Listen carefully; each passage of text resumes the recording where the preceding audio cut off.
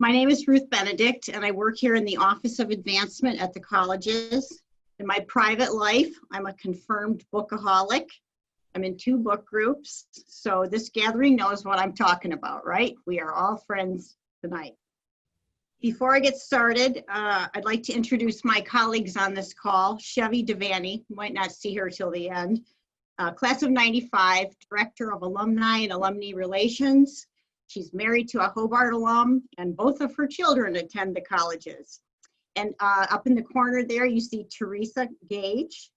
She has a daughter in the class of 2022. She's Assistant Director of Alumni and Alumni Relations.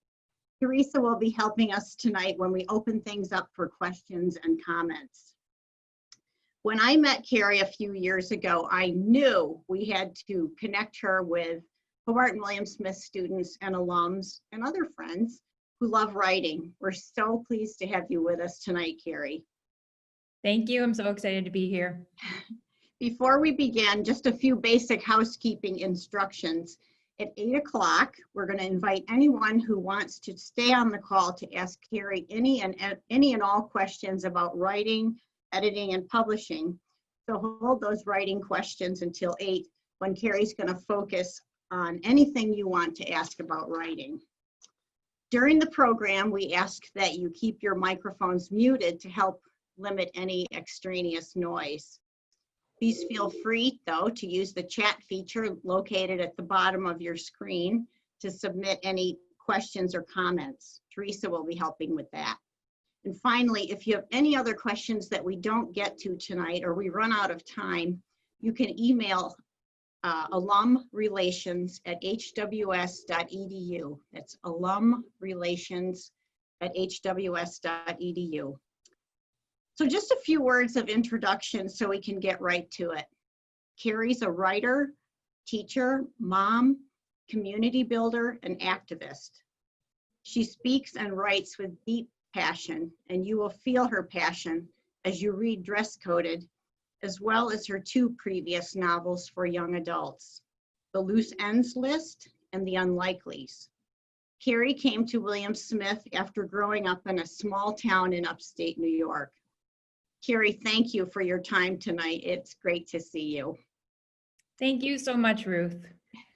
And I have to say, Ruth, I'd like to say thank you for having me. I'm so excited to be here. I had just said before we went live, I wish I could be on campus, around, sitting by the lake, sitting outside and doing this in person, but this is just as good, almost as good. We're so glad to have you with us. And I just, I really would like to offer myself as a writer, just whenever somebody needs something, a question about publishing or writing, please feel free to reach out. And my personal email is on my website. So I just want to be a resource for the colleges because the colleges did so much to propel my career. Fantastic. Great.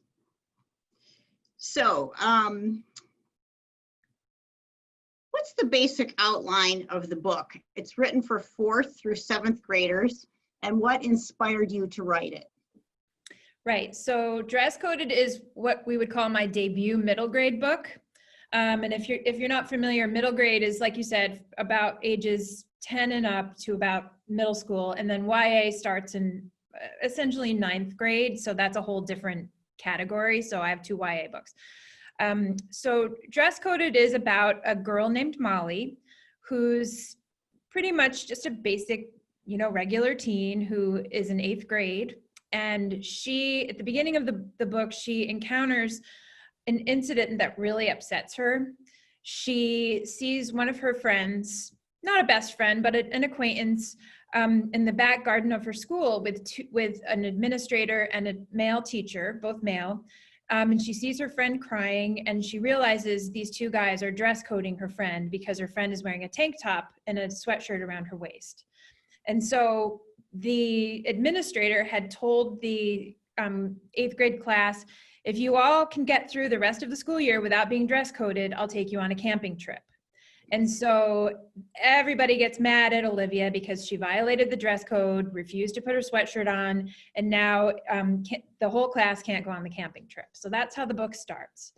But Molly realizes very quickly that the reason Olivia Olivia had a reason for not putting her sweatshirt on. And this sparks outrage among the girls of the class and ultimately a lot of people in school and in the high school. And so Molly and her friends worked together to try to figure out how to change the dress code, because they realized after that incident that it really doesn't seem fair that girls are constantly targeted and dress coded by male and female administrators and teachers.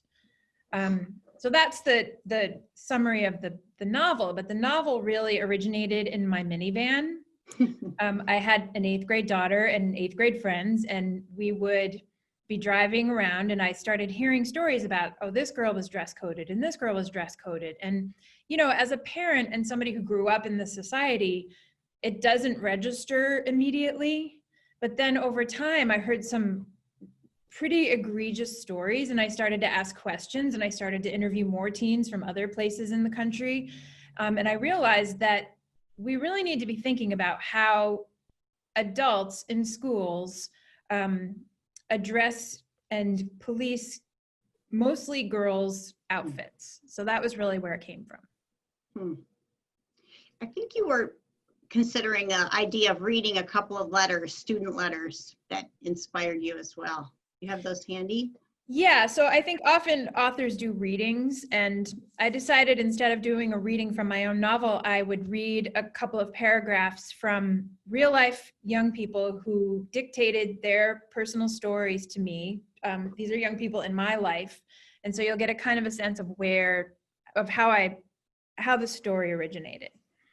Okay, I'm going to start with a young woman I mentor in the Hartford area named Lashanti, who is currently 19. And Lashanti is actually a good example of how often young black girls are targeted more often than white girls. And so here's her paragraph. It happened a lot, actually. One day at summer school, I decided to wear a tank top and ripped jeans. A support staffer told me what I was wearing was inappropriate.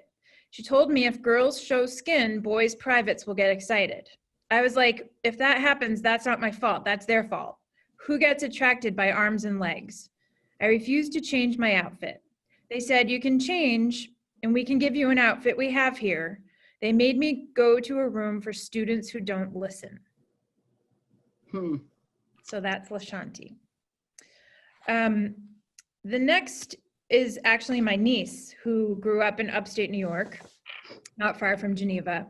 And this is her story when she was in 8th grade. I couldn't find anything that the dean of students would be accepting of. I have long legs and I don't want to wear weird looking shorts all day. I tried to avoid her so I could go through my day peacefully. She would purposely go up and down the hallway as if she had nothing better to do but dress code people. She got this one English teacher to go with her, and they would be up and down the hallway glaring at people. First, the girls would try to hide behind their friends. She'd say, do you think that's an appropriate length? I'd say, yeah. My mom would have to bring me clothes all the time. Once I was in the middle of the group of people, and she pulled me out into the hallway. How embarrassing is that? I was wearing leggings and a completely fine shirt that wouldn't distract anyone except for her. She was like, what is with you in these shirts? She was like, don't wear such promiscuous clothing. I said, how is this t-shirt promiscuous? Do you want me to wear a sweatshirt every day? She got really mad. I finally said, why don't you just give up? I'm not going to change for you. Wow. I forget, how did you get the letters? Did you? I asked them, because I had interviewed these girls before as I was writing the book, and I just said, dictate your story to me, and I typed it. And here's one last one. This is Tara, and this was actually the girl in my daughter's school who really inspired me to get started on this. She was an honors student who was she was dressed in white because she was going to be giving a tour of the 6th graders who were coming up. And so she was really excited to give the 6th graders the tour. She was wearing one of those off the shoulder white tops with a bralette underneath. And she said, I started my morning at school as usual. I got a couple compliments from my white top, which made me feel confident. I was talking with my friends and doing a warm-up assignment when my teacher came up to me. She pulled me to the corner of the classroom and told me that my outfit was inappropriate. Unfortunately, all my classmates could hear our conversation. I was embarrassed and didn't know how to answer. I walked back to my desk and pulled my hair in an attempt to cover my shoulders, hunching over my work, trying my best not to look at my staring classmates. When the principal walked in, I was getting anxious. I frantically looked around. He didn't move past the doorway, just stood there and stared at me silently while I was doing my work. He continued to stand there, and I was getting increasingly uncomfortable. After he left, my teacher told me I needed to get a change of clothes immediately. Due to the way this was handled, the news spread. Some boys mocked my outfit because of the way my teachers and principals' reactions. I was no longer excited to meet the students. How could I talk about how great middle school was when my principal had just stared at me, judged my outfit, and pulled me out of my classroom, interfering with my education, which I take extremely seriously. Powerful. So as you can see, there's a variety of reasons to really start thinking about dress codes and why dress codes are unfair and how they erode confidence of mostly girls. But I feel like these really are good illustrations of how I started this whole thing. They really are. How have your daughters responded to dress coded, and what are you hearing from your readers? So I now have a 16 and 14-year-old, and they were really, this is the first book my daughters were really excited about. And they shared this with friends, and they helped me do a little marketing this summer because they feel strongly about this. I think, are you wearing the Dress in Peace? Yes, I am. Yes. So my publishing company gave us these cool stickers, but I think it's also a little liberating for my daughters because I didn't always have this perspective. I mean, I was like most parents, I would say, oh, honey, are you sure you want to wear that? Is that necessarily appropriate? Maybe you should change. And really, I evolved through the writing of this book. And by the end, I was like, just wear whatever you want, dress in peace. I felt like I just had to really question, why am I micromanaging what my children choose to wear? It's such a great phrase, dress in peace. Yeah. So sometimes, we'll be walking out and I'll revert back to one of those looks and my daughter will be like, dress in peace, Mom. So they're pretty happy with the book. In terms of readers, I've had a lot of good feedback I've had letters from people all the way up to age 78, I think, down to 10 who have said, this resonated, I've seen dress coding, I've been dress coded, it's been very painful. But I think the best responses I feel I'm getting are from teachers, from educators who are saying, wow, I'm really looking at this differently. I'm thinking about my own attitudes and my own tendency to dress code people and starting to wonder why am I doing this? So that's been great. Normally you'd be doing a book tour now, right? Yes. Yeah, but this is fun because I get to wear my sweatpants still. So let's go back a little further in your childhood and how that played out in this novel and about this book's connection to 2020. What are the issues and themes from your lifetime that you felt compelled to write about? Well, for this particular novel, I think it's interesting. When I look back, I don't remember being dress coded in the 80s. And I don't ever remember, I mean, in the 90s at the colleges, we really just wore like sweatshirts and baggy khaki shorts and, patterned shirts. So I don't remember it being as much of an issue back then. And I feel like for whatever reason, society is kind of going in the opposite direction with regard to policing the way women and girls dress. So that was a little concerning to me. And again, another reason to start exploring this and wondering why that's happening right now as we speak. It seems to be getting worse, especially in the southern states and other places in the country. As a kid, I grew up with, my parents were community college professors, but they were also activists in their own ways. And I've noticed, I was always a writer. I loved writing poetry and short stories. And I noticed I always wrote things that had to do with social issues. Like I'd find a poem from when I was 8 about nuclear war or, some heavy topics. And I think that was my way of processing the world. So, and I still have things I wrote in creative writing classes in college that were similar, you know, things about dark world issues. So I think it makes sense that I continue to write things about timely topics. But this one has all kinds of stuff that you know, I think will resonate with middle school kids, with, you know, changing friendships and vaping, because vaping was really getting bad at my kids' middle school right about the time I started writing the book. And of course, you know, I'm just saying duck and cover. No, code reds. Is that what it is? When kids, shooter drills. Yeah. So we have those in the book. So I really tried to make it as relevant to today's middle school students as possible. Your writing is, I mean, it is like the kids are in the back seat. You've just got it. How is dress coding playing out in times of a pandemic and Zoom education? Because people aren't in school too much. Right. I mean, I don't know if some of you may have seen on social media, there have been actually a lot of stories coming out now, people getting angry because schools are still trying to police the way people dress at home.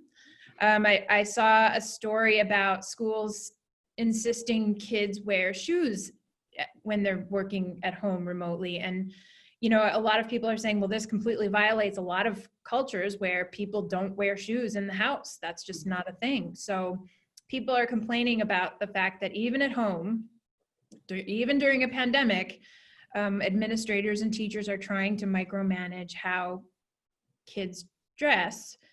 And there was another story about, well, there have been many stories about districts saying, well, we can't really enforce mask rules. We just don't have the power to do that. And a lot of people are coming out and saying, well, you're enforcing if my bra strap is showing. You're enforcing if my fingertips reach the bottom of my shorts. How can you not enforce mask rules? So it's really kind of all coming out still. You know, you'd think it would kind of fall to the wayside, but it has not. Very selective. Mm-hmm. I'm wondering if you'd like to talk a little bit about what it was like to come to Geneva at HWS, move on to Hirshon 2 in the fall of 1988. What in your life stands out that's connected to those first days on campus? I don't know if she's on the call, but then William Smith Dean, Rebecca Fox, I know was a big inspiration to you. But take us back to those days. You're going to make me cry, but okay. So, wow, you really hit a nerve, Ruth. I didn't know this was coming. I was thinking about my experience, obviously preparing for this, and there was a moment, you know, because this book really inspires young women to think about the idea of feminism and what does that mean and how do we speak out on behalf of ourselves as young women and women. And I specifically remember a moment in the first week of school, 1988.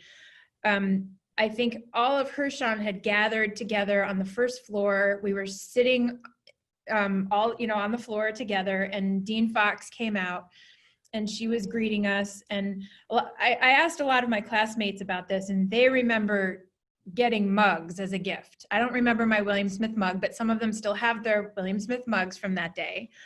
And Dean Fox asked us the question, and I'm paraphrasing, this is from my memory, how many of you are feminists? And I don't even remember if I raised my hand, because I was raised by a very strong feminist, and after all those years, I didn't really know if I was a feminist. I knew my mom was a feminist and that her generation, but I didn't know where I stood on the whole topic. I'd never really thought about it, believe it or not. And so then she asked us, she said, okay, how many of you would like to raise a family someday?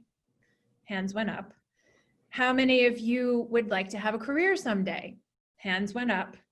How many of you would like to have the choice to do one or the other or both?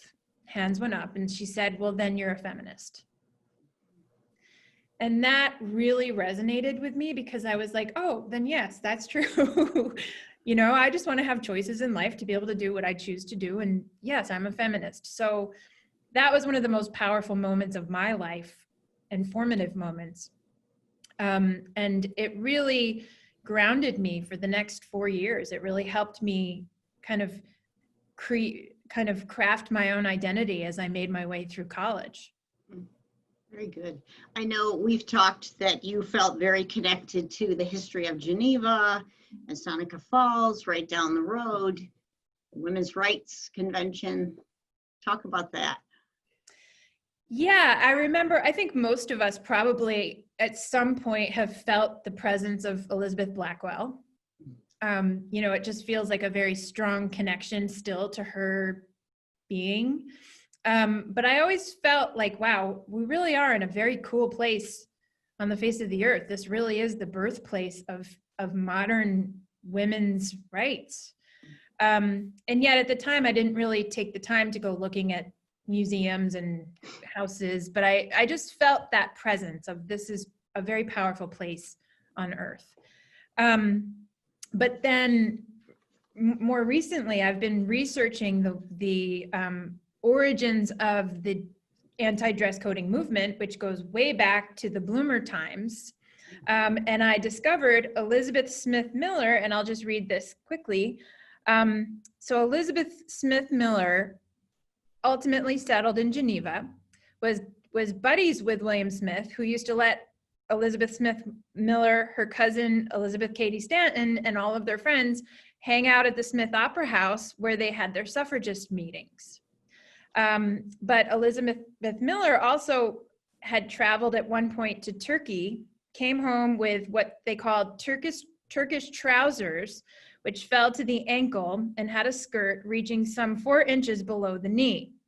Began wearing them in 1851, and of course, those famously became bloomers. Mm-hmm. So she was the woman who brought bloomers to America, and of course, at that time, the anti-dress coding movement was simply, we want to wear things that don't physically crush our internal organs, you know, which is what women were dealing with in those days. And of course, there was a lot of pushback, a lot of bullying, and just anger and vitriol about the fact these women were trying to get away with wearing these outfits. But that really originated in Geneva. And I know we talked yesterday that Elizabeth Smith Miller's home is actually on the lake, near Geneva on the lake. So I don't know if you want to mention that, but I was excited to hear that. Yeah, it's a gorgeous house where suffragists used to gather as well. And the mother and daughter kept these incredible scrapbooks of their banners and buttons and letters. So you're right, Carrie, there's so much rooted right here. And I suggest if you're, visiting if you're like me, and I'll probably be bringing my kids soon to visit the campus for preparing for college, or if you're up visiting, I just think we should all take a moment to try to find the historic homes and just give our families access to this, because it really is a special place. And current students too, right? I wanted to mention, so Rebecca Fox was the first week of school. The last week of school, 1992, June, was the time of the Clarence Thomas Supreme Court moment in history. And so we all know what happened there, but most of us clearly remember wearing these pink buttons on our graduation gowns that said, "I believe Anita Hill." Mm.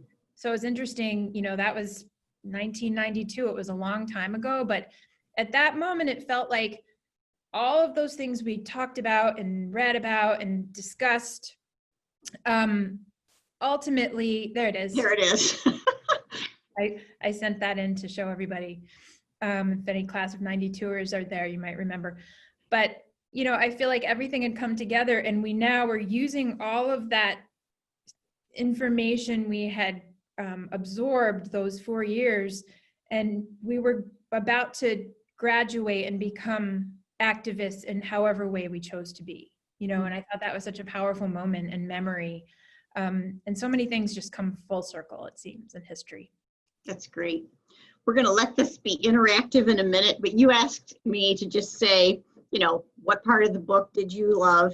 I've read all your books, but I'd like to comment on them all. I love them for the proactive way you position your characters, as you say in your foreword to this book. For the unlikely rule breakers, for the ones who keep going, the ones who change minds. Your writing is so current and so instructive and empowering because we only have this life, right? And one other comment I'd make, I love the way you format the pages. Sometimes it's narrative, sometimes it's text messages, lists and bullet points. It makes it fun to read. I mean, I can just see middle schoolers loving this book just because it's not just the same old boring thing on the page. So, well, thank you so much. And thank you for your support. I really appreciate it. I will say I actually specifically chose that format of very, very short chapters because my own kids are not readers. Strangely, we don't know what our kids are going to end up being like. And they aren't readers like I was. And so I wanted to experiment a little and see if we have kids who may have attention issues or just may not be avid readers. I wanted to see if this pulled them in. And I've been learning that, yes, it has been pulling readers in, including my own stepdad who has a brain trauma from a bicycling accident and was able to really sit down and say to me, you know what, I was able to get through the book because there's a lot of white space and the chapters are short and I felt accomplished after I read each page. So if you're a writer here, that was just something I decided to do to just play around with formatting, and it seems to be successful at this point. It's very compelling. Thank you. Well, I know Carrie, for the audience there, is interested in hearing recollections from the colleges or the region that others on the call might want to share. Maybe we could check in with Teresa to see what questions or comments people have so far. This is where I rely on my colleague to organize us. I got through sharing the screen, so I feel ahead of the game. So a lot of the questions, if anybody right now has a question, feel free to put it into the chat. I do have some questions from before that came in during registration. They're geared a little bit more to the writing part, but I think it's okay to probably ask them now, if that's okay. One of them is, how important is it for young writers to understand and incorporate the use of figurative language, and use motif as vehicles to project a consistent voice in fictional prose? That's good stuff. And then it says, how do you plan for the use of motif as a tool in your writing, especially for a younger audience? That's a long question. Yeah, I mean, I think what I'll kind of focus on is the idea of, I like to leave little breadcrumbs in my novels, and meaning, and I figured I'd share the first page of one of my other books, The Loose Ends List, which is this tiny little beginning before we get to the actual first chapter, just to show you what I mean by breadcrumbs. I touched death with my fingertips. It wasn't cold or hard like I had heard. I knew it was coming before I touched it. It scattered funny random objects: a trumpet, a sapphire, a Jules Verne book, a macaroon, a worry doll, a snow globe, and 531 bottles made of paper. There were other things, but those were my favorites. So all those objects seem random, but I've left them through I've woven them through the book so people can kind of have a sense of, this book is a lot about death. So I like the idea of having something tactile we can hold on to in our story. And then in the unlikelies, I use a candy necklace and I weave the candy necklaces through, and it's just something that they grasp, in the book. But the candy necklace came from college because I remember back in our junior year, there was a fad of everybody wearing candy necklaces when we went out at night and whatever. So that was a relic that I held, a breadcrumb that I held from my college years. So I think, in terms of, and then in Dress Coded, I have a kindness rock garden. And then the kindness rocks are showing up multiple times throughout the book to kind of, in some ways, ground the book, but also to kind of show that, yes, kindness gardens are great, but this kindness garden has basically been sitting in the back of the school and was the site of the incident that started the whole thing. So maybe we should look at kindness rocks and maybe look at them as perhaps a little passive sometimes? Do we take those kindness slogans and do we now activate them with action so that we can make change? So there was that message in the book. And then also the message of white dresses. I use white dresses often in Dress Coded because if you think about it, how often do we as girls get asked to wear white dresses on occasions, on graduations, on, you know, many occasions to our life? And how does that make people feel who don't feel comfortable wearing dresses, or who identify as female but aren't allowed to wear dresses, or who don't, you know? So it excludes a lot of people. And there's also a lot of symbolism with the white dress that maybe we should all start thinking about. So I guess the long answer there is, I think it's very important, especially for young people, to have these tangible things to drop through our writing. And it's also fun. Like if you're writing something and you can't think of anything, you know, you kind of go outside, look around and be like, oh, I really like lilacs. That's going to be my thing, you know, and that's going to be the thing that holds this whole story together. So it's a fun writing tool anyway. Very good. Good. You talked a little bit about how you became involved in writing and your history at Hobart and William Smith, but did you have that aha moment that said, I'm going to write a book, I'm going to write a novel? I had a lot of those aha moments, and I hope we do have some writers or people who are around writers, because it is not a straight journey. And I still remember, I mean, like I said, as a kid, I would write, you know, just to kind of process the world.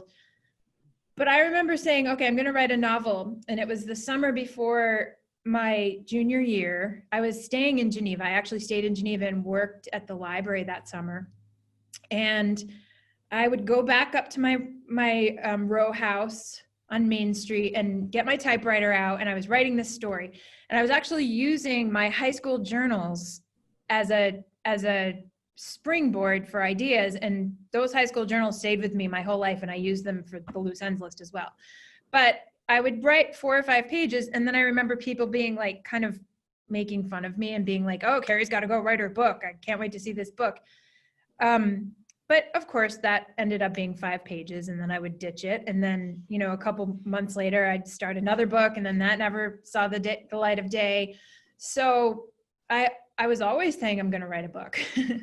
And I was an editor at the Herald, so I was very into writing for the newspaper and writing papers. But it wasn't until I turned 40 that I said to my husband, I think I'm going to write a book. And he kind of got firm with me and said, look, you've been saying you want to write a book for all this time. Just sit down and write the damn book. And I feel like I needed to hear somebody say that to me, because I was like, oh, okay, yeah, you're right. I've been kind of whining about this for decades. So I started going to conferences and really taking the craft seriously and learning about the art of publishing, which is, you know, it's a career, it's a job. It's not something to just sit down and, you know, play with. And so by the time I turned 45, my first book came out. So, you know, it was later in life. And so what I'll tell prospective, you know, authors is, it doesn't matter how old you are. You know, I did a book event with the author of, what was that? It was Big Ugly Fat Friend or something. It turned into a movie. And she was 17 when she wrote that book that became a famous bestseller and then turned into a movie. So, you know, she was on the earlier end of it. So being an author really doesn't, you know, you can be 80, you can be 14, and anywhere in between. Very good. Is what you were talking about the duff? The duff, that's what it is. I can remember, you know, the first week of freshman year, but I can't remember. Teenage daughters. I know the movie The Duff. Yes, The Duff. So the author, who happened to be also blind, was just a lovely young woman, but she had started her career at age 17. Yeah. You had just mentioned about publishing, and a question that came in is, What is your opinion of vanity publishers, which take an upfront fee but pay much more for book sales? My opinion is be very careful because I've seen a lot of people get taken advantage of. I think one of the things I've learned about publishing is even if you're published by one of the big 5 companies, it's really hard to sell books. It's a very competitive industry. So I've seen people get, have a book idea and maybe they just don't want to go through the whole process of, it's a very long process to get an agent. You can't really sell a book without an agent traditionally. So they want to just write their story, have somebody edit it, and then publish it with a vanity press. And so you pay like $10,000 up front, and then you get copies of the book. But I think you have to be prepared that you'll probably never make that money back. So, I know people who just wanted to have their legacy out there for their kids and they spent the money and they have a book about their coaching life when they were younger and they're okay with that because that was just a gift for their grandchildren and they were okay spending the money. But I have seen people who felt like they were going to be bestsellers and, they spent that money that they didn't have. And then ultimately, there were hundreds of books or however many they get sitting in a basement. And because if you think about it, there are millions of books on Amazon. So if you scroll down Amazon, you can look at your sales number. And so Dress Coded has been doing very well, for a middle grade book, and it's probably hovering around 10 to 20,000. So that means 20,000 books are doing better than Dress Coded at any given time. If you're doing, and that's with a marketing plan, a publicity plan, a whole team of people, working on that, New York Times coverage, all that stuff. So if you're doing this with a vanity press and you feel like you want to get to that point, it's going to be really hard to get that visibility. So I would say it depends on what your point is. If you're trying to be a bestseller, I would caution against it and try to have you work toward a more traditional path. But if you're doing it because you want to write about your grandma Elizabeth Smith Miller and her bloomers, and you want to sell it at some shops locally in Geneva, then you may have a chance of, it's also a lot of work to go to these book fairs and craft fairs and sit there with your book and try to sell it. So you have to have the time and energy to be able to do that. Mm-hmm. Carrie, would you like people on the call to unmute and fire any questions or comments? Or how does that feel to you? Yeah, if anybody wants to share, absolutely. Feel free.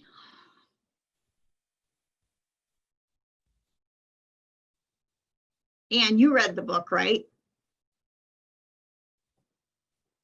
I'm muted. I guess I would have one.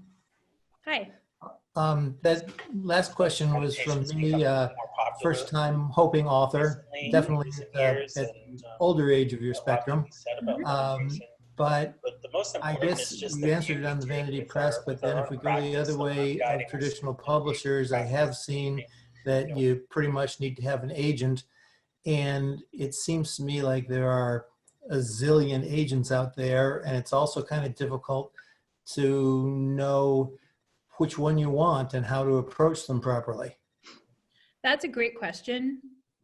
That's what I mean by really starting to do your homework in the industry, and it depends. So I write, Kidlit is anything from board books, baby board books, all the way up to young adult to 18. So I belong to an organization called SCBWI, which is the Society for Children's Book Writers and Illustrators. I go to conferences, there's a regional group, we meet, so if you're writing romance or nonfiction, whatever you're writing, you'll find an organization that can support you with your craft, with the business. So I started there and really got to know the agents that represented the kinds of things I liked. And then you have to do what's called write a query letter, which means you write a letter. And in my experience, the query letter took twice as long as the novel. It was really like, because it's one letter and it has to be perfect, and you only have 5 pages to win them over. So that took a lot of work. But you would start querying agents who represent what you write. And part of that is just lots of research. I joined Publishers Marketplace. I think for like $75, you can become an insider and you start looking at different agents and what they like to represent. And I often would just go sit in the library or the bookstore and look at books I liked or books that were similar to mine, which we call comps, and look to see who they're thanking in the acknowledgments in the back. And that's how I found agents that seem to represent things that I figure if they're representing things I love to read, then they may love to read what I write. That was my logic. And it actually worked out that way. But it's a process. It's a full-time job to really try to figure out how to get an agent. I don't think you can be a successful author without having a writer community. And so either a critique group or, like I said, a professional organization, because you just need those people to kind of help you even figure out what is a query letter, how do you start this process? And I think, believe it or not, Twitter is very helpful, because you can just put in #amwriting and you start seeing all these writers and what they're talking about and commiserating. And there are pitch contests on Twitter. So you can do hashtag, and believe me, I just had to learn Twitter. Like, it wasn't something I love to do, but if you're just doing it for writing or reading, you can do #MSWL, manuscript wish list. And when you do that hashtag, up comes all these agents and what they're looking for. So that's really cool. So it can say, maybe they say, oh, I'm looking for a historical novel about a feminist group of women who are trying to change the dress code in 1850. And you're like, wait a minute, that's my book. This agent is perfect for me. But,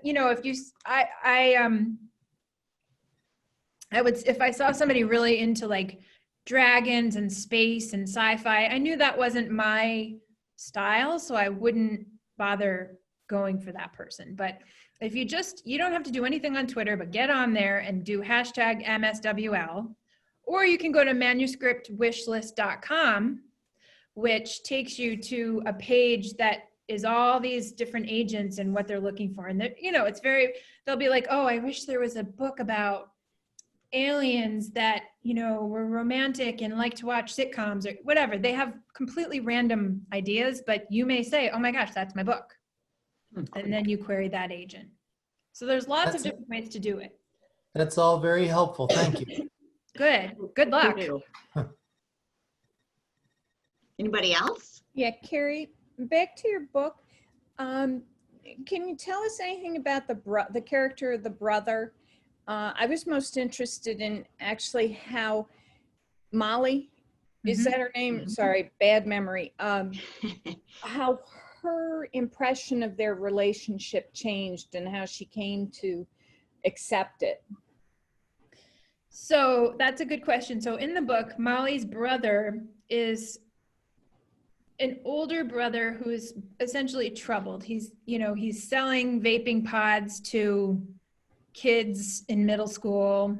He's kind of addicted to vaping himself, which seems like it could be an exaggerated plot line, but I have to say, having seen a lot of young people addicted to vaping, it's a whole other phenomenon. It's a very strange addiction. So but he's also just kind of a jerk to her. And I really wanted to, I think there are a lot of kids out there who have a sibling who really isn't the ideal sibling, and they have to struggle with that. And the other issue with that is that troubled sibling gets all the attention. So Molly, who's just kind of skating along and doing well in school, and she has to just kind of be pushed aside because her brother is so troubled. The parents put all their energy into him. And so I think she resents that. But over the course of the book, as she's finding her voice publicly by really leading this dress coding movement in her school, she starts to realize that, why am I giving this kid so much power? You know, why am I looking up to him and feeling so disappointed when he did, you know, when he's a jerk to me, and holding on to things when he's nice to me, and, you know, just the kinds of things we see in abusive relationships all over the spectrum. I think she starts to realize, I don't need to give him my power. You know, I can have more of a neutral stance with my brother and with anybody who treats me that way. Does that make sense?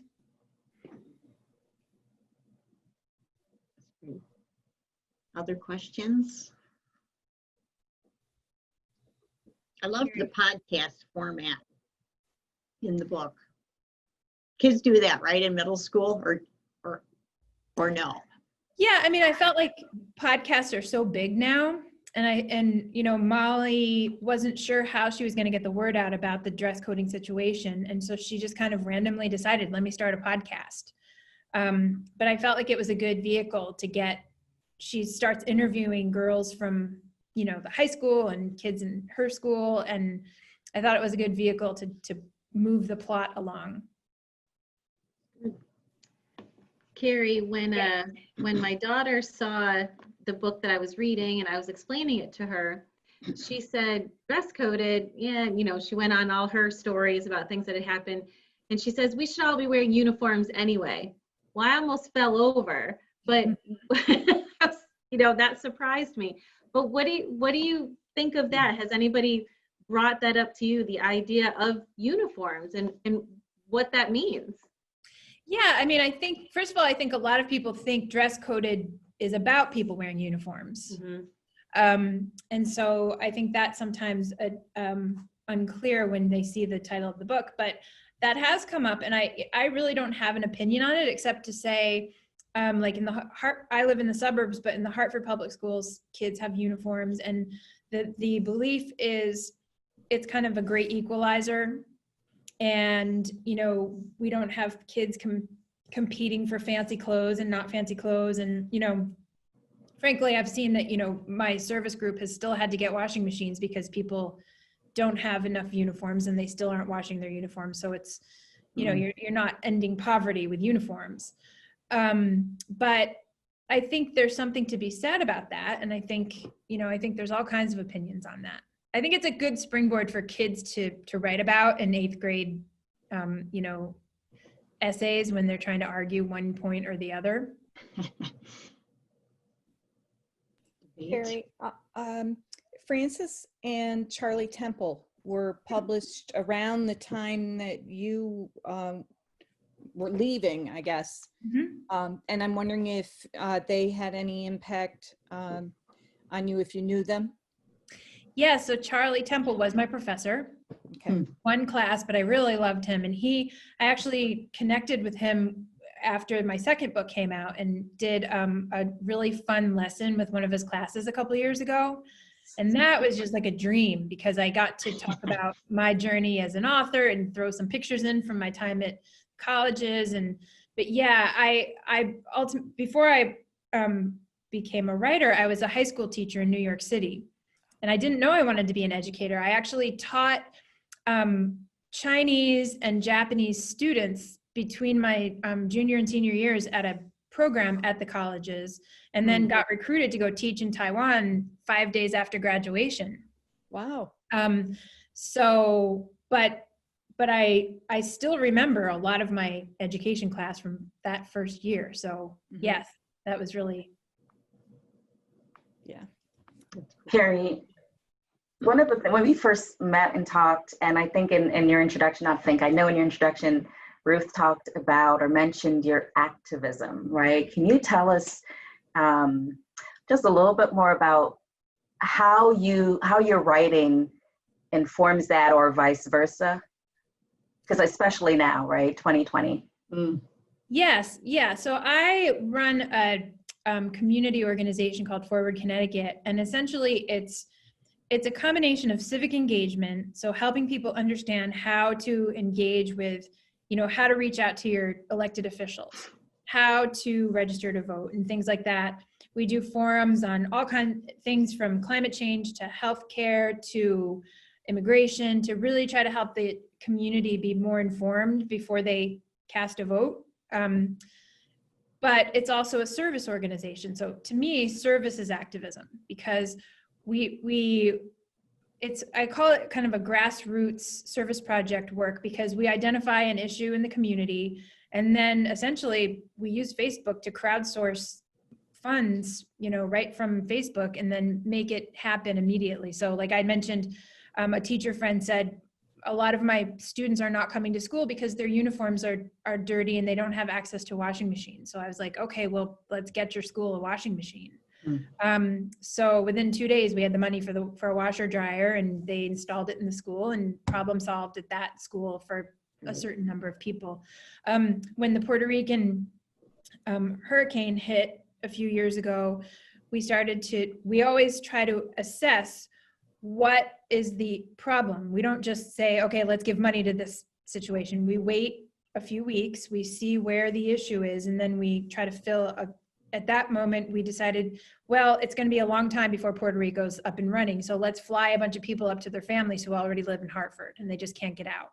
So we crowdsourced a bunch of airline tickets, and I think we flew 15 people up to Hartford, and many of them are still there and they're friends with us now. And, so part of to me, activism is about community building and building out our community. And so now when we had fires in California last year, the people we helped from Puerto Rico contributed to a family we were helping in California, because they had, so now we're building out our community more.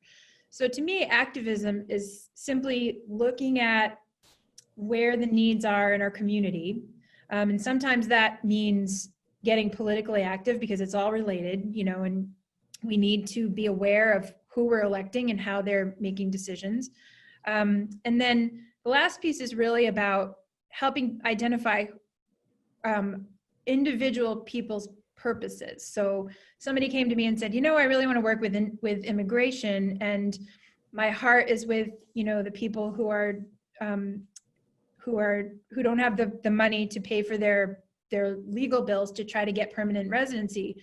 So I hooked her up with a law firm. She's a former attorney, so now she's volunteering there. So it's also just helping individuals find their space in the community, partnering them with organizations. So it's lots of stuff. But then, as you can see, I use a lot of this in my writing. So I'll see a need or something that I feel like needs to be discussed, in the greater society, and I'll insert it into a book, and then, it's a form of written activism. For example, my first book is focused on death with dignity, which just kind of came out. I don't even know where this book came from. I wrote like 98,000 words in 6 weeks. I've never had that experience before, or, after. And then the second book is about vigilante do-gooders who go out and, it's a group of young people who come together and try to help friends who are addicted to heroin.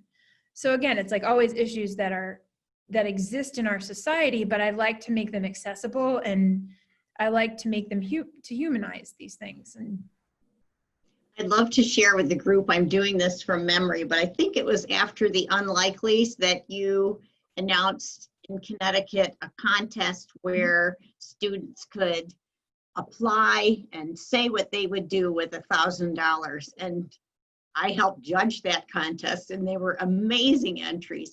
I forget how many awards you gave. It was impressive stuff.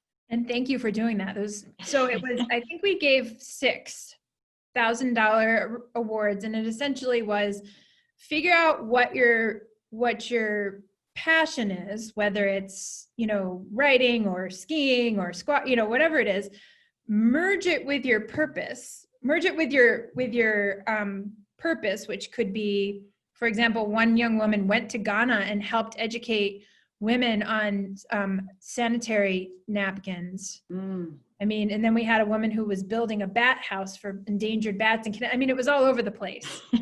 But it was really encouraging people to think about, how do you build a project around things you care about and things you're good at? How do you bring those together? It was a lot of fun. You're always about finding the passion, right? Start with that. Yeah. And I think, sometimes we don't find that passion. The passion finds us. something just lights a fire, and it could be a show we watch or a news story we read, and suddenly it's like, wait a minute, that's it. I need to do this. And that, when you get to that moment, it's really exciting. Great. Any other questions from the group? I saw some new people come on. Anyone? I know, I have another one. I'm sorry. I feel like I'm monopolizing a little bit. When I first checked out your website, I realized that I think, do they have, you write with a purpose. It's not just writing to write, right? That's one of the things I see. And so I noticed you always have like a kit to go with each book for teachers or book groups to use in exploring your book. Could you talk a little bit about that and how and why, you find it necessary to do that? I think, it's kind of like that pebble you talked about. Yeah, I think some people write to entertain. I think some people write, people have different reasons we make art. And I think mine is really to start conversations. So I feel like, I've been to book clubs, and it's been really fulfilling for me to sit back and listen to a group of elderly women, for example, debating death with dignity, and why should we be on a cruise ship that's specifically there for the dying, which was the first book. But I think my author purpose is to start conversations. I don't necessarily, I've now formed my own opinion about dress coding, but I think I would love to see dress coded in classrooms, and, I'd love to see students kind of going back and forth, and teachers, and really kind of dissecting how we see things. And I'm hoping these books give people the opportunity to be like, well, wait a minute, maybe I don't feel this way. Maybe there's some movement here around this issue if I think about it differently. So, I think but probably that's because I'm a teacher, and so as a teacher first, I can't help but look at any book and figure out how to make it teachable, whether it's my own or somebody else's. So that's probably where that comes from. You were like the Erin Brockovich of Herkimer. We didn't tell that story. Oh, well, yeah. So my other big interest is environmentalism. Again, I wish I still had my Enviro mug from the 90s, which we carried around everywhere. We had these Enviro mugs.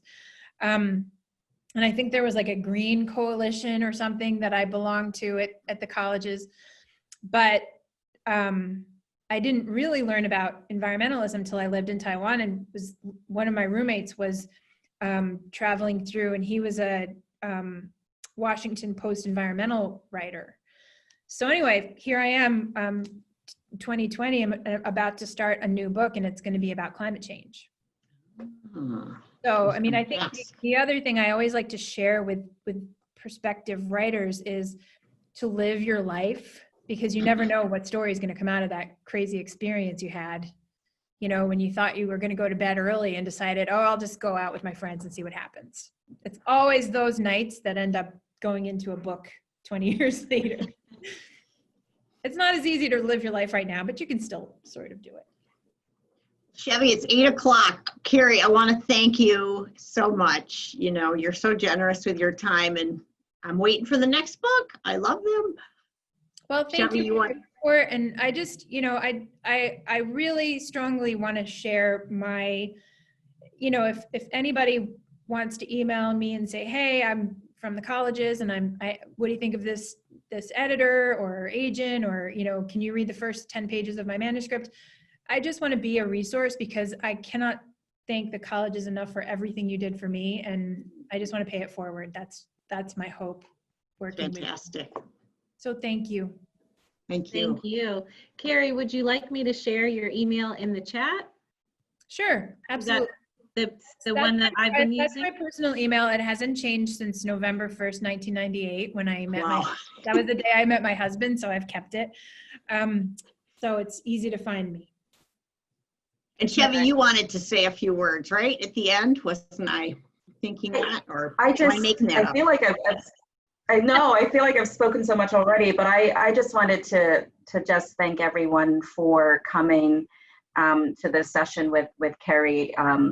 It's been awesome getting to know her while, over conversation, over emails, for someone as busy as she is, and for someone who truly loves the colleges and has used the liberal art experience in such a cool way, giving back. I feel, we talk about living lives of consequence. We talk about community service. When I think about what a Hobart Williams-Smith graduate looks like, she certainly is at the forefront of my mind. And so I just want to thank you again, Carrie, for always being so generous to us. So generous, folks. And I learned earlier, and I think Ann Shealy popped in earlier to say thank you, but she sent a shipment of books to Ann for a book club for her to share with the community, and that happened within 24 hours or something like that.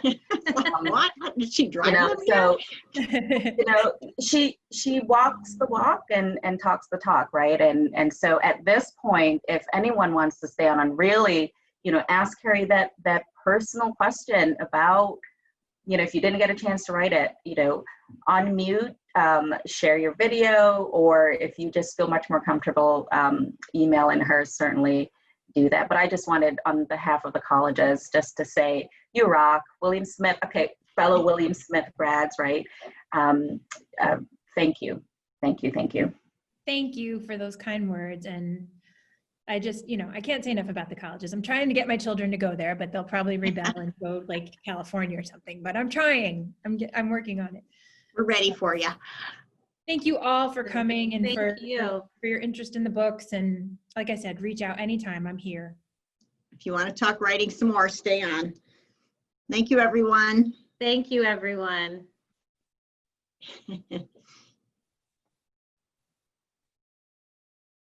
People's pictures are getting bigger now.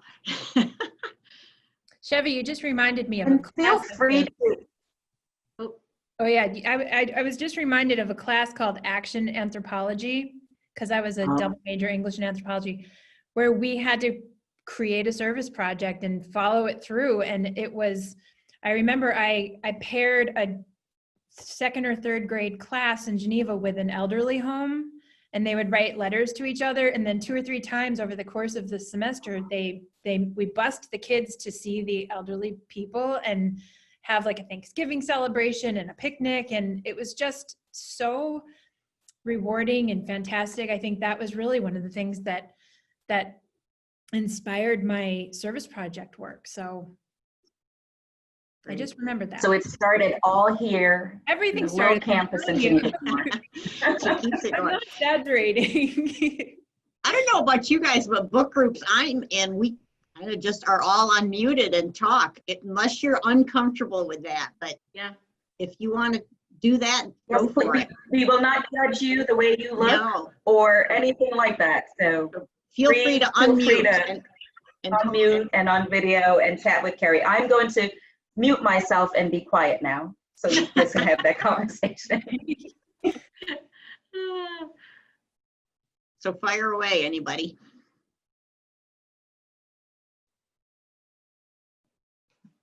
I feel like we had a question that we missed before. I think it was. Or something about being surprised. Oh yeah, what was the thing that surprised you most about publishing? Yeah. I'll start there. And what I was thinking about that, and I would have to say how long it takes. So you announce a book, your agent. So essentially you get the agent, and then you work with your agent until your manuscript is really polished. And then she sends it out on submission. So she writes a similar letter to like 5 or 6 or 10 editors at different publishing companies who she thinks might enjoy the book. So she sends out the manuscript, and sometimes it takes years to get an editor interested, even though your agent loves it. And sometimes, for me, I got lucky and it took a couple of weeks. And so I sold the book to my editor, and I was really excited, and I announced it to everybody. And then for years, people are like, "Where's the book?" So from the day you sell it, it's usually about 2 full years till it hits the shelves. And that goes through 3 huge revisions, but then copy edits and even closer copy edits and line edits, and it's a really long process. So I was surprised because I felt like, oh, my book's done. It's going to be on the shelves in like a couple months. No, it takes years to get, you know, from selling the book. So then you get what's called an advance.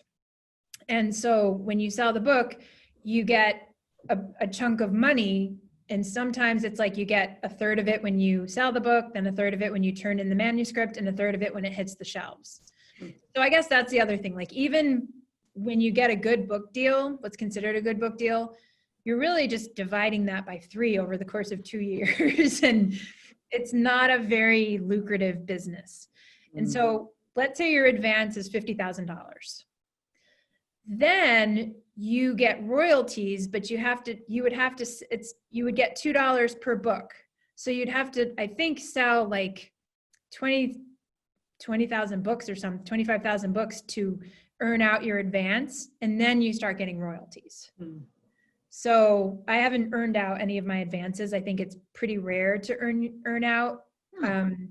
So you just, you know, you get that chunk of money and you run with it. But it's, even people who get good book deals aren't necessarily, you know, ready to buy a boat. How far along are you with your climate change without giving away secrets? Because the world is so crazy right now, I'm probably like 1,000 words in. But, you know, there's a lot of like, when you start a book, there's a lot of like sitting around and just thinking and going for walks and like just totally distracting yourself on social media. And for me, at least, it takes a while to get into it. Coffee, you know, but right now it's just a tough, you know, we all know it's just not the best. It's not the most creative moment in human. Hi, Carrie. Brendan here. Hi, Brendan. Hey, just that you talked a little bit about critique groups and writing groups, and can you go into a little more detail on how like you leverage, you know, critiques from other people and how that impacted your writing? Because I don't want to get into my experience because, you know, it's your forum, but you know, for me, I've just learned what not to do. Yeah. and scrapped, you know, thrown a 70K manuscript in the bin. But could you tell me like how you made it work for you and what, I don't know, keys to success or whatever? Does that make sense? Yeah. And I will say I have 2 manuscripts that went in the trash before my first one got sold. So that's very common. Like, you know, that's just a normal part of the process. But I think it's like finding a good book club.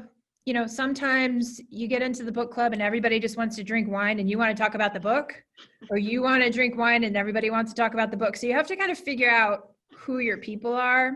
And that's really sometimes trial and error. I have friends who do all of their critique group online. So my friend does, she writes science fiction and her critique group is like all over the world, but she's made it work because there's a critique group where when we started, we would sit together at Barnes & Noble and we would each get 15 or 20 minutes. And so I might say, okay, I'm really struggling with the voice of this secondary character. Can I read it to you and you guys tell me what you think? The next person might say, I just want to read you my first 5 pages and, you know, you guys let me know if it feels like it's flowing. Another person might say, you know, I want to get this scene right and the dialogue feels very off. So can you tell? So I guess the first answer is if you find people and you try it out, you have to have some sort of rules.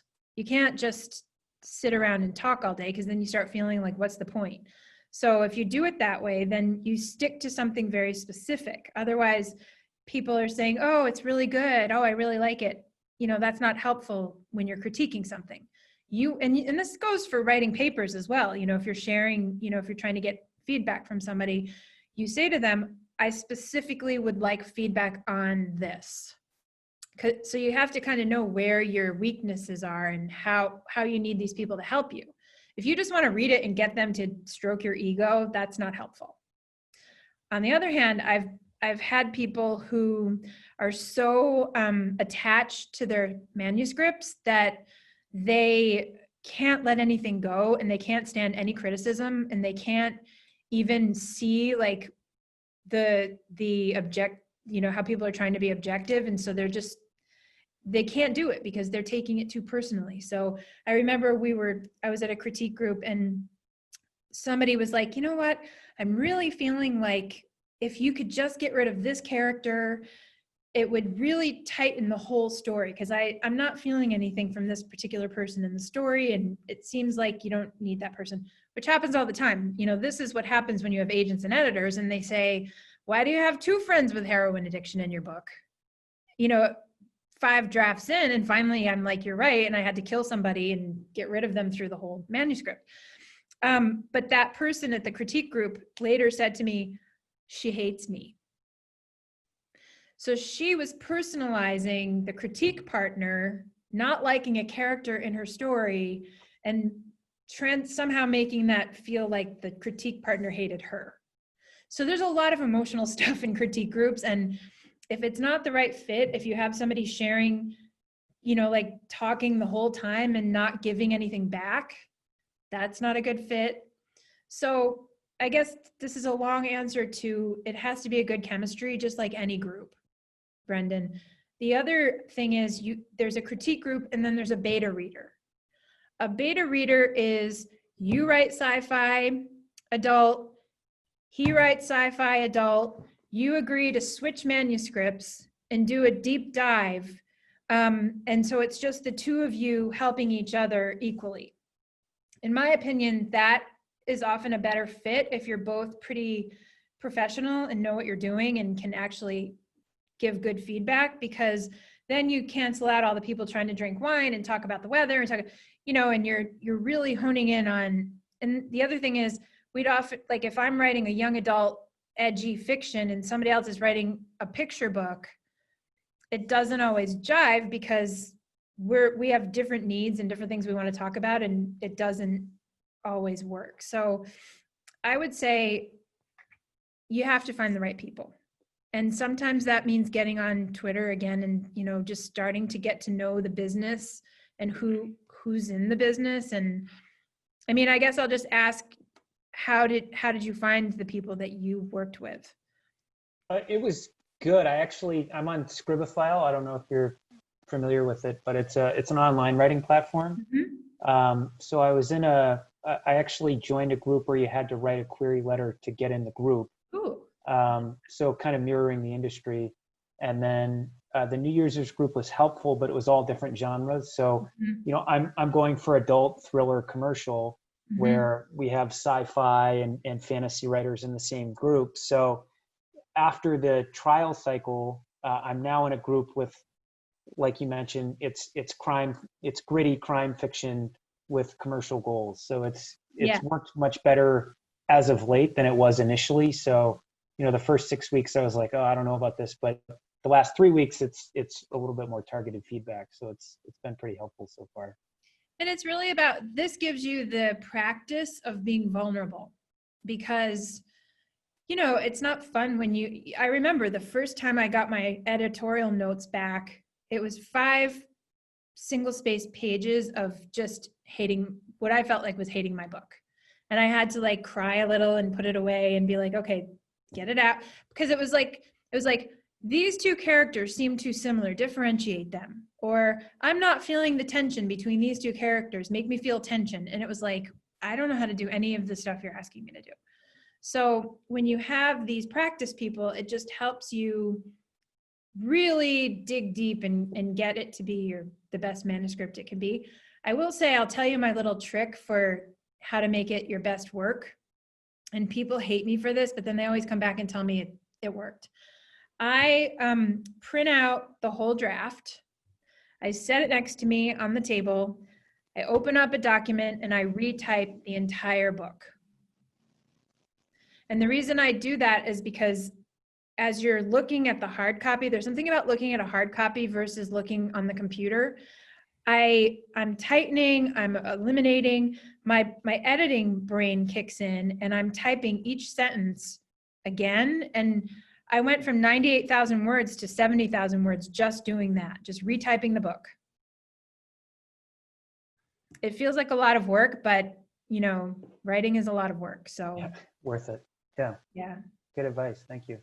Yeah, but keep going. I honestly, it's just a lot of, you know, finding the right people. And the other thing is, I don't know if any of you have tried Nanowrimo. And this is for people who think you don't want to write a book, but might want to just try it, because why not? November is National Novel Writers Month. And so Nanowrimo is this whole it's not really a competition, but it's this challenge where they encourage you to try to write an entire manuscript in the month of November. And so they're trying to get you to write 50,000 words. And then you get on the website and you sign up. And so everybody is sort of pushing each other, and you can get in with a group, and you know, everyone's like, oh my gosh, I got 1,000 words done today, and how are you doing? And it's just this fun challenge. And I tried to do it for my first book, but of course, as a mom and a woman, I had to do Thanksgiving and all these other things in November. And so I started on November 28th, and I did my own NaNoWriMo and ended up with a manuscript. But it's just fun to do these group events to keep you motivated and to keep you building community around your writing. And it's NaNowrimo, NaNoWriMo.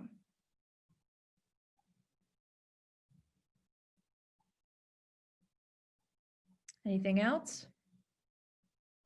When you were talking about that, getting the word back from your editor, I was remembering your college paper that was had C and was covered in red. Who was that? I forgot which professor. Claudette Columbus. I knew that's who you were going to mention. Claudette wrote in nothing but red. Yeah, it was awesome. It was all over the paper. Nope. And she would write, your papers are, your writing is too easy. And she meant I was using the passive voice too much, but she was like, I remember seeing, I can still picture, I probably have it, a big fat C in red on my paper. And honestly, she was probably the person who helped me out the most in my entire college career, because she wasn't messing around. She pushed you. I have to agree with that. And she ended up being one of my favorite professors. And I was an English major as well. And I remember not ever knowing what grade I was going to get when I got to that last page. Yeah. It I think was I got just in the course. I don't even know what I got. Oh, Yeah. They were like, you're taking Claudette Columbus? Oh, I don't know about that. I was like, why? So, but yeah. But I actually channel my inner Claudette when people send me like a query letter or their first 5 pages, because I'm like, if this person's trusting me to help move them to the next place, I'm not going to just be nice about it. I'm going to be very, you know, red marker-ish, and I'm going to really tear this thing apart, and people usually appreciate it. And honestly, if I tear your piece apart and you don't appreciate it, you're probably not ready to be out there in the world, because it is not a nice industry. You know, they're trying to make you your best writer. So I have to say, I don't know if they're, you know, their parents, or I'm not even sure if any students are on the call, but when I took writing and rhetoric, you know, I thought I could write, right? After my senior year, I'm like, yeah, I'm all right. I'm skating through. And between Claudette and those writing and rhetoric classes, and really pushed you to not just find your own voice, but your own writing style, right? And to do that, you had to read. yeah. Yeah, Right. and that's another piece of advice I always give people. Like, you really can't write without, in fact, that's actually what I'm doing right now, Ruth. I'm reading a ton. I'm just absorbing other people's voices and other people's styles, and then eventually I figure it'll come.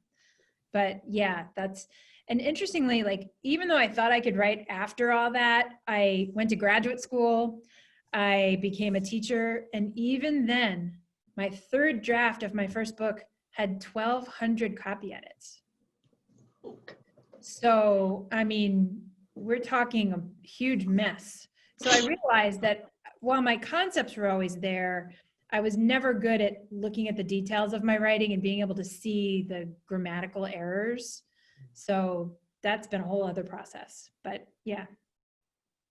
that was The enlightening. conversation is so good that you write, the dialogue, you know, I remember trying to do that, and it's like, no. Of course, I'm sure I didn't try as hard as you.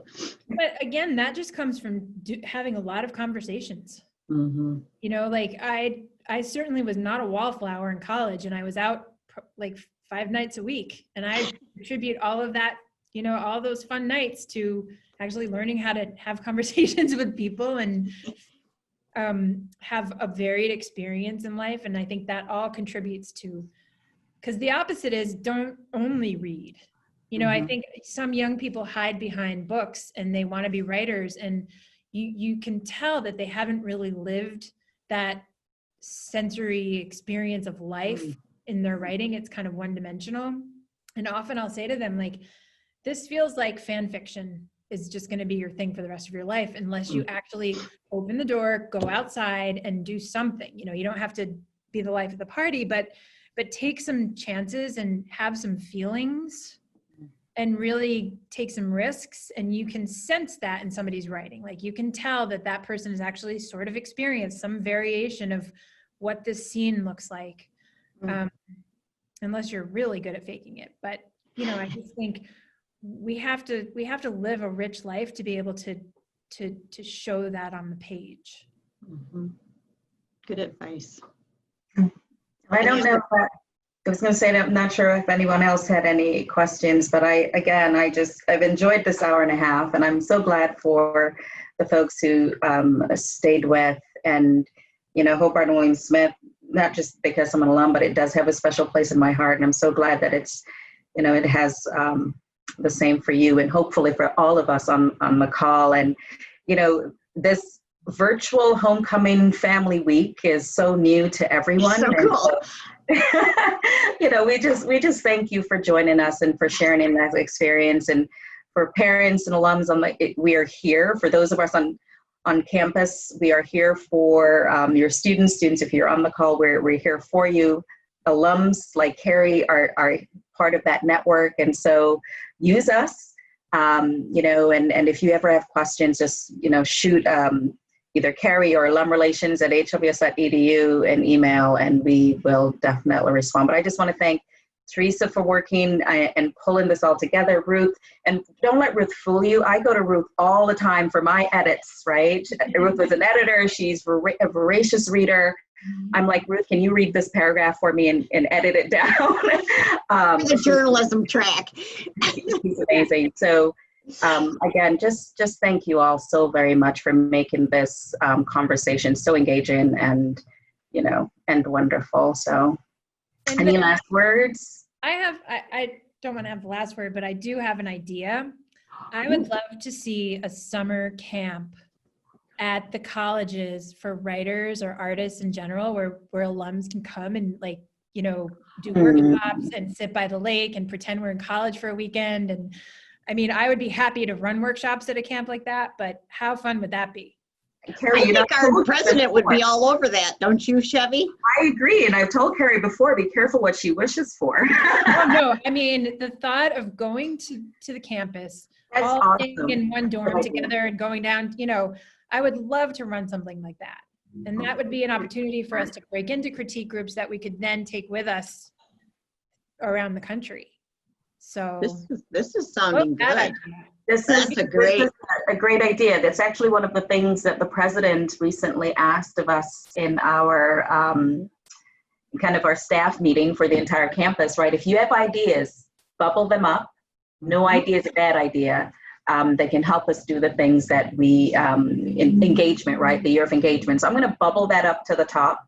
Yeah. I do think that's a very good idea. And so summer 22, I'm thinking.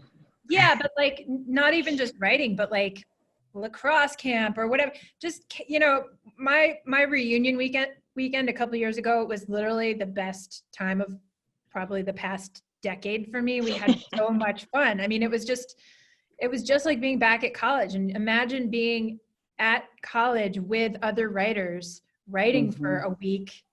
I think people would pay money for that. Oh, that's my opinion as we end this. Great idea. And I'm in. I would definitely come and recruit some other people to teach workshops. Sweet. Woo! Thank you. Thank you all. And I saw another alum has a book out today. Beth Atkinson?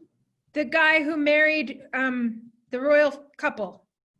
Oh, Yeah, Michael Carrie. Curry. Yeah. Tired, sorry. I saw him on the Today Show. He has a new book out today. I want to get that. I hope he'll grace us in a forum like this. And we're definitely hoping that he'll be back on campus he's scheduled to be the classes of 2020 graduation speaker, because we were hoping to have that at reunion as well next year. So yeah, we're hoping to tap him for this conversation. So, but thank you all so much. I so appreciate it. Yes, thank you. Thank Carrie, you. thank you. Thank you, everyone. Stay in touch, please. Thank you. Yes, We will. you too. Thank you. And stay well. Yes, you too. Okay, bye, everybody.